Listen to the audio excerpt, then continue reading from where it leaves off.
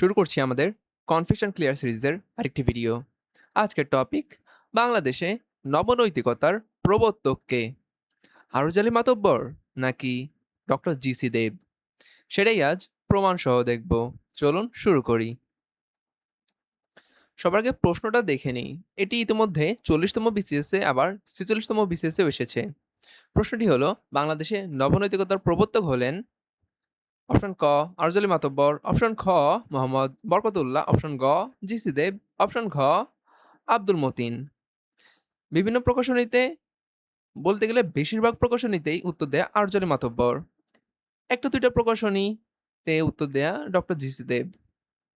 কিন্তু বাস্তবে সঠিক উত্তর হলো জিসি দেব। চলুন আমরা সেটা প্রমাণ সহ দেখব, তবে তার আগে নবনৈতিকতাটা কি সেটা জেনে নেওয়া যাক। নবনৈতিকতা, যার ইংরেজি প্রতিশব্দ নিউ মোরালিটি, বিশপ জে.টি. রবিনসন তার বিখ্যাত গ্রন্থ অনেস্ট টু গড এ নবনৈতিকতা শব্দসমষ্টিকে জনপ্রিয় করে তোলেন।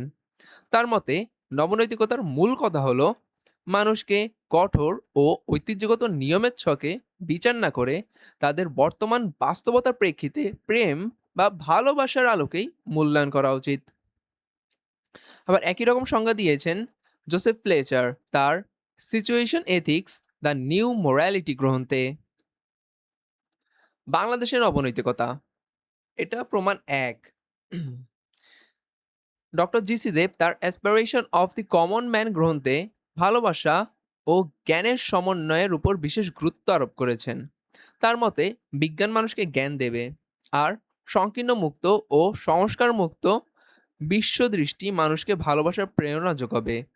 অর্থাৎ বাস্তবতা ও প্রেম উভয় উপাদানই তার দর্শনের অবিচ্ছেদ্য অংশ, যা আমরা উপরে যেই নবনৈতিকতার প্রামাণ্য সংজ্ঞা দেখলাম তার সাথে সামঞ্জস্যপূর্ণ। এখানে আমরা এই উৎস সম্পর্কে দিয়ে দিয়েছি, এই যে আম, বাংলাদেশের দর্শন, ঐতিহ্য ও প্রকৃতি অনুসন্ধান, এটি বাংলা একাডেমি কর্তৃক প্রকাশিত। প্রথম সংস্করণ প্রকাশিত হয় 1999 সালে, আর এটা হলো দ্বিতীয় খণ্ড।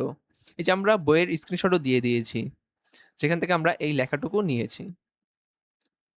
আর এক্ষেত্রে আরেকটা বড় প্রমাণ হলো জিসি দেব তার অ্যাসপিরেশন অফ কমন ম্যান গ্রন্থে নিজেই তার নৈতিক দর্শনকে নবনৈতিকতা হিসেবে উল্লেখ করেছেন।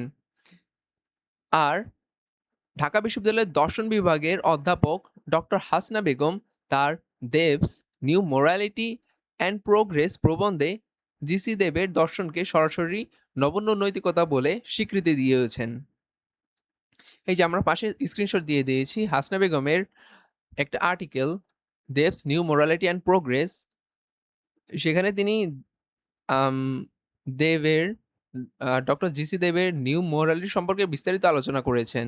আর এখানেই এই যে আমরা স্ক্রিনশট দিয়ে দিয়েছি, আর সেখানে হাইলাইট করে দেয়া আছে, Dev in his aspirations of the common man calls his moral philosophy new morality. এই যে সূত্র আমরা উল্লেখ করে দিয়েছি, Dev's new morality and progress, journal philosophy and progress, volume 1, number 2, July 1981 সালে এটা প্রকাশিত হয়। এর বিপরীতে আরজ আলী মাতব্বর তার নিজে কোথাও তার লেখায় নিজের দর্শনকে নবনৈতিকতা বা নিউ মোরালিটি বলেনি। এমনকি কোনো স্বীকৃত গবেষকও তার দর্শনকে নবনৈতিকতা বলে স্বীকৃতি দেয়নি। তাই সঠিক উত্তর হলো জিসি দেব। একটি ঘোষণা, আমাদের সুষম পাবলিক থেকে শীঘ্রই নৈতিকতা মূল্যবোধ ও সুশাসন বইটি আসছে। আমরা এই ভিডিওতে সাধারণত এই বইয়েরই বিভিন্ন অংশের চুম্বক অংশ ও গুরুত্বপূর্ণ অংশ তুলে ধরি, কিন্তু বই আপনারা আরও বিস্তারিত পাবেন। আজকের ভিডিও এখানে শেষ হচ্ছে।